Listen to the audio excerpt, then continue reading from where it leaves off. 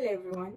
In this video, I will be explaining the pathways and errors that lead to type 2 diabetes. But before I continue, don't do well to share and subscribe to this video for others to benefit from it.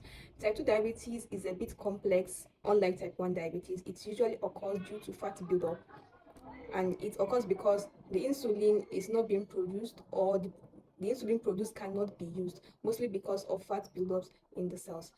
Studies have shown that most people over 40 years old are likely prone to acquire this type 2 diabetes. Now, when we eat food that contains carbohydrates, our body digests this food and convert that food into glucose. Now, the glucose is released into the bloodstream.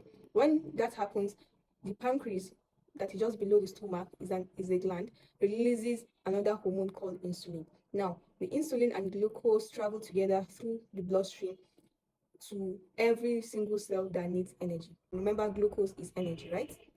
So glucose and insulin travels, but the glucose cannot enter into the cells because the buildups of fat have blocked the passage or the lock key that could lead the glucose into the cells. The cells will be starving of energy, thinking the body is lacking energy. Then what the cells does is to signal the liver. Now the liver now release more of glucose, which is called gluconeogenesis. That's the stored form of glucose in the liver. So now there will be a lot of glucose in the bloodstream. The pancreas also sense there's a release of glucose in the bloodstream. It will also release reasonable amounts of insulin. So the level of glucose will be high, and also that of the insulin will also be high, because that lock or the passage to the cells are being blocked because of fatty tissues. Now, the symptoms of type 2 diabetes is quite different from that of type 1 diabetes.